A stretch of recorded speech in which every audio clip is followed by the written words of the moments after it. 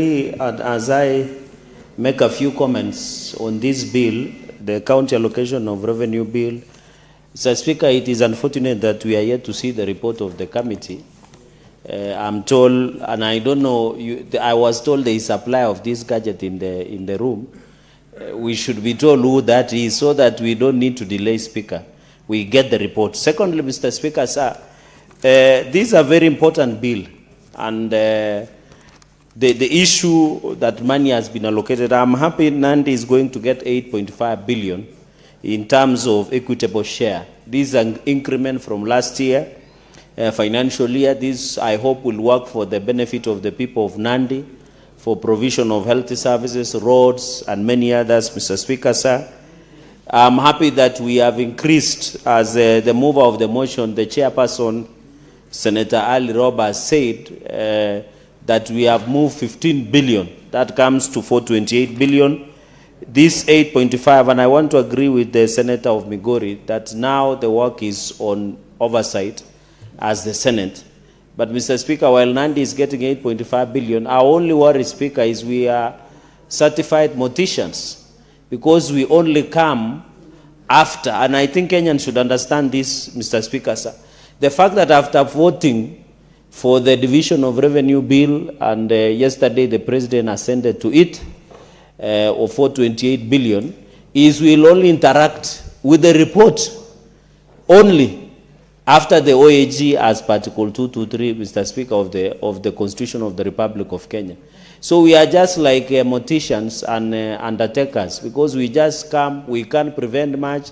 I know my brother, Senator Omtata, I don't know whether he dropped his bid to run for president, but that is a story for another day. After I told him he needs 8 billion to run a presidential campaign, has been running to court and trying to assess and trying to demand accountability. But the challenge, Mr. Speaker, and you have been a governor, is we only interact with the reports after the recommendation of OAG.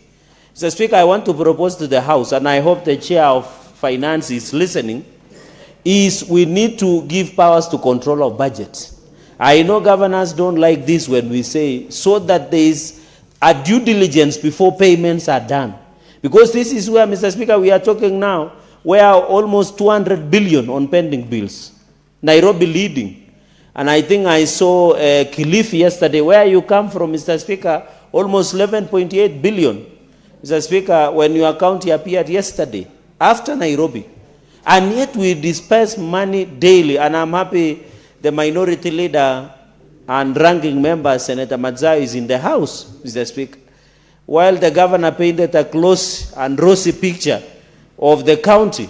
But when you see at the trading payables, Mr. Speaker, and I know as the former governor and the Speaker of the House together with the minority leader, you need to advise him on how to effectively and efficiently run the county, Mr. Speaker. So this pending bill issue is still a problem, Mr. Speaker, and I have expected the chairperson of Finance and Budget to tell us what they are doing about the pending bills. Even in Homa Bay, Mr. Speaker, where we were today, we saw 1.5 billion Kenyan shillings on pending bills, Mr. Speaker, and we were told there is a number that is eligible and ineligible pending bills, which is killing our counties, Mr. Speaker.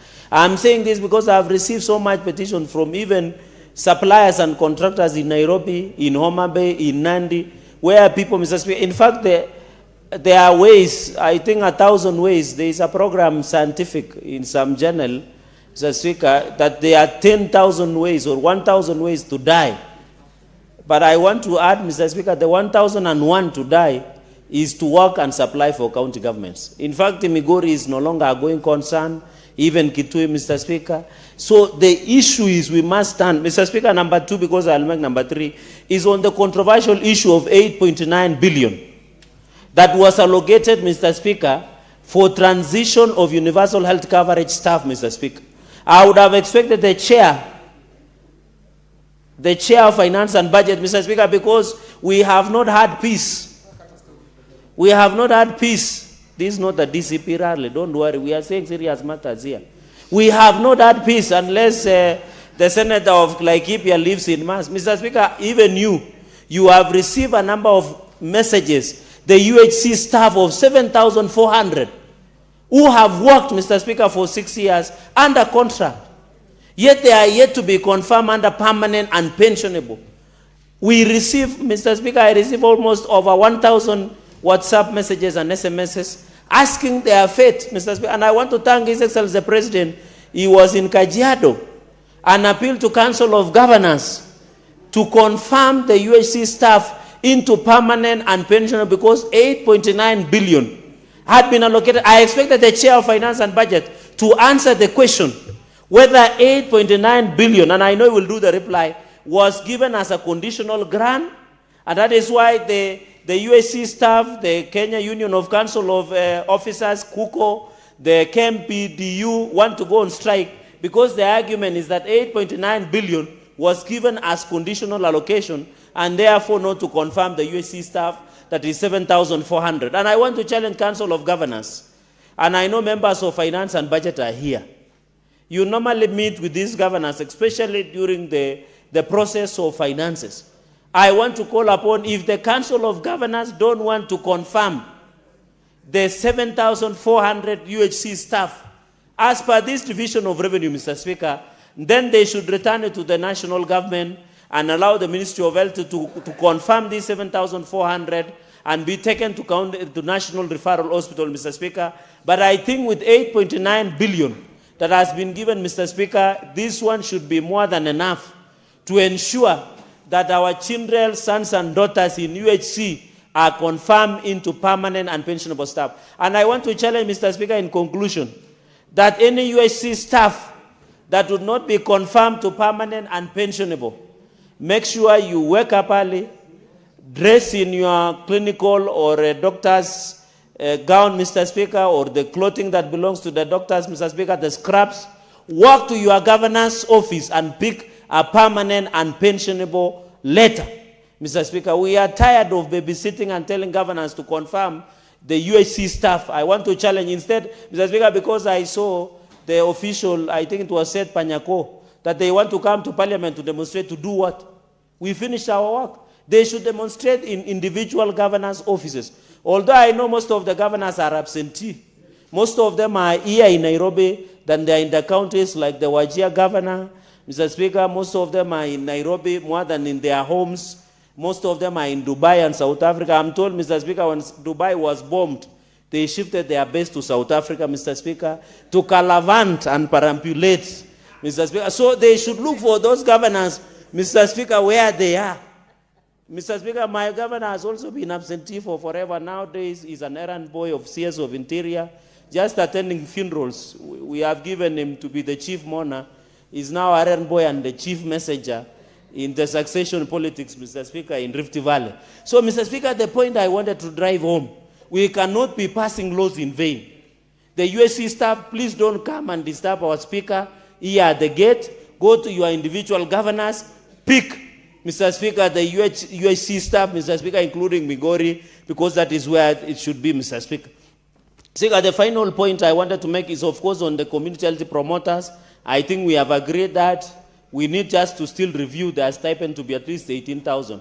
Mr. Speaker, we ask 5,000 is good, but it's not good enough. So the chair of Finance and Budget must and should be able to tell us, Mr. Speaker, what they are going to do to ensure.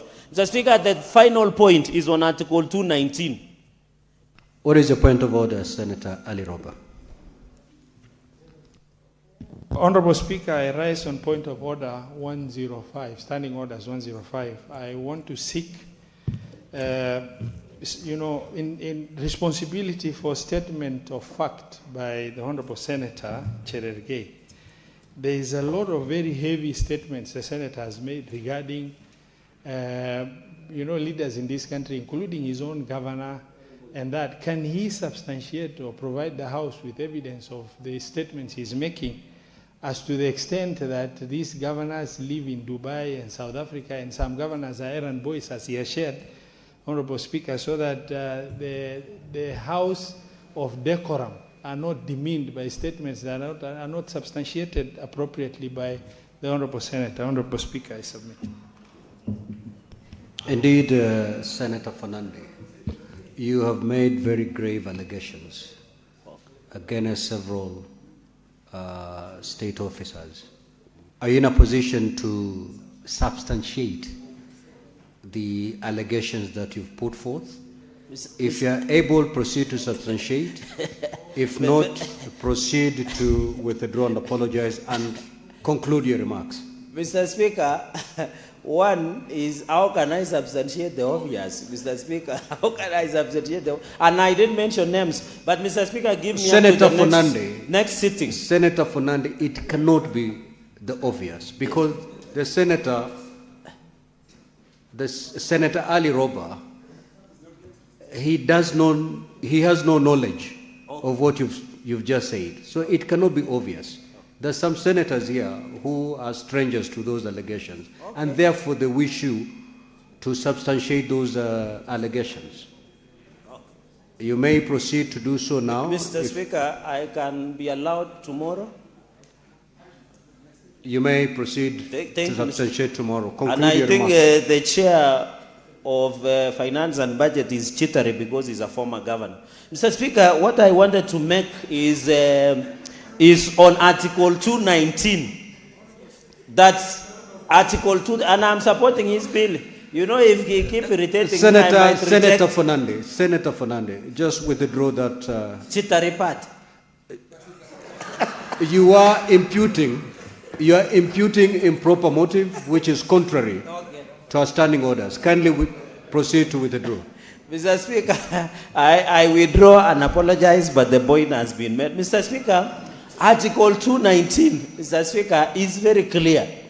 I want to look to CS Mbadi into the eye.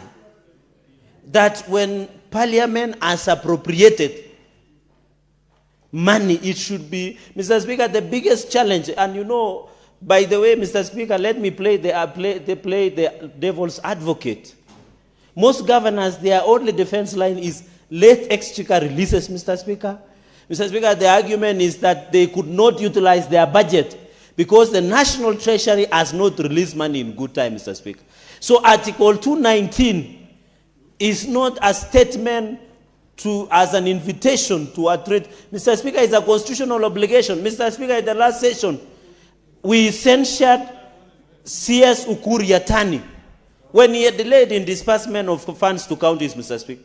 And I'm happy Senior Counsel and Commissioner Okongo Mugeni is in the House.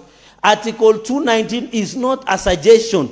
It is a constitutional obligation that when Parliament has, Mr. Speaker, when Parliament has passed or appropriated funds, it should be released to the counties without undue delay. That is the wording of the Constitution. Mr. Speaker, if we had a functional National Assembly, this should have been the ground to do vote of no confidence to the CS of National Treasury, Mr. Speaker, because we appropriate unless the National Treasury, Mr. Speaker, unless the National Treasury is telling us. Senator Fernande, would you wish to be informed by the Senator from Migori? Yeah, you can inform. You may proceed, Senator Adi Okech.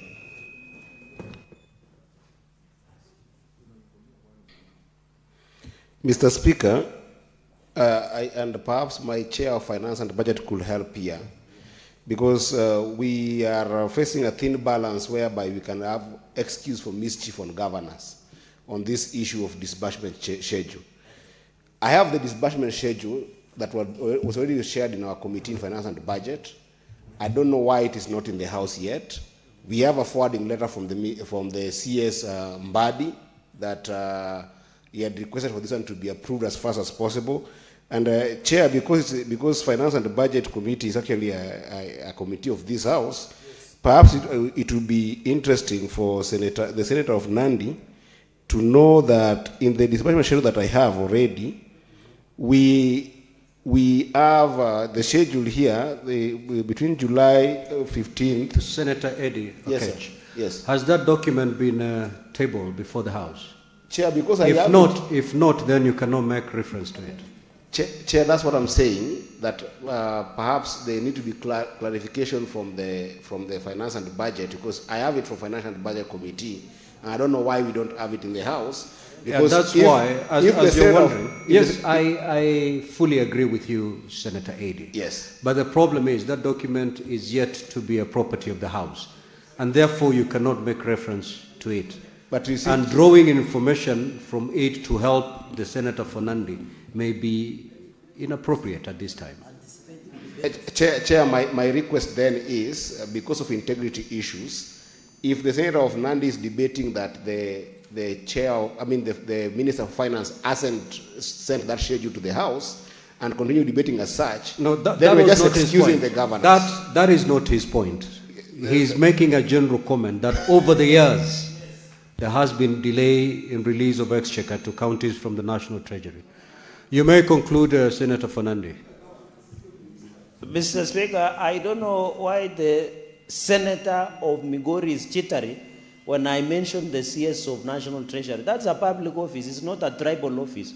So we are dealing with him in terms of competence and ability to deliver, Mr. Speaker. Senator Fernandi, where is that coming from, honestly? No, because he's shouting over the aisle that wachana na waziri. Senator Fernandi, you may have to withdraw, and indeed you have to withdraw that statement that you've put in the tribal card. You are again imputing improper motive to your colleague. Mr. Speaker, I withdraw the tribal factor. Mr. Speaker, because you have to protect me shouting over the aisle and say, wachana waziri lima magavana.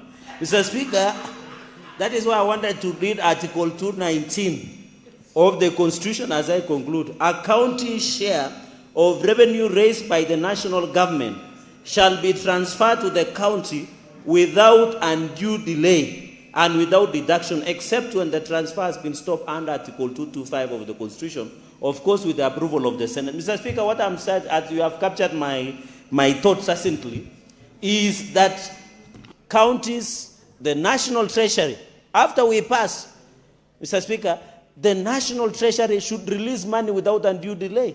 That is only my argument, Senator of Migori. So that when we hold governors to account, when we oversight governors, they have resources to do their job, Mr. Speaker. And that is the argument I'm just putting across, Mr. Speaker, that after we have passed the cash, Mr. Speaker, sir, after, Mr. Speaker, after the chair and the Senate has appropriated, has passed the money to counties, let us ensure that the money reaches counties in good time so that, Mr. Speaker, when we come and debate and also oversight, Mr. Speaker, through the Office of the Auditor General report, through the Controller of Budget report, Mr. Speaker, it is easy to hold accountable, Mr. Speaker. But that one does not give the governors the latitude to misuse funds, Mr. Speaker. We are aware in Vihiga where 5 million was used for housewarming, Mr. Speaker. In Bungoma, there was 3.8 million that was used to buy a Christmas tree. In fact, in Homa Bay today, we noticed that in Homa Bay, they were using 2.8 million to construct a governor's gazebo. A gazebo is where you beat stories with the villagers. And there is no money in hospitals, in drugs, Mr. Even in Siaya, Mr. Speaker, we were being told, and the party leader, and ODM party leader is in the House, the distinguished Senator, Mr. Speaker. We were being told that money was being misused, yet we have given money, Mr. I don't know why I mentioned the party leader, Senator Oburu. People decided to switch off my mic. But, Mr. Speaker, I yield back and I support. I thank you, Mr. Speaker. Senator Osotsi. Thank you, Mr. Speaker. Mr. Speaker, let me also support this bill, the revenue allocation bill for the financial year 2026-2027. Mr. Speaker, one thing I want to really emphasize is that 12 counties, including my own county,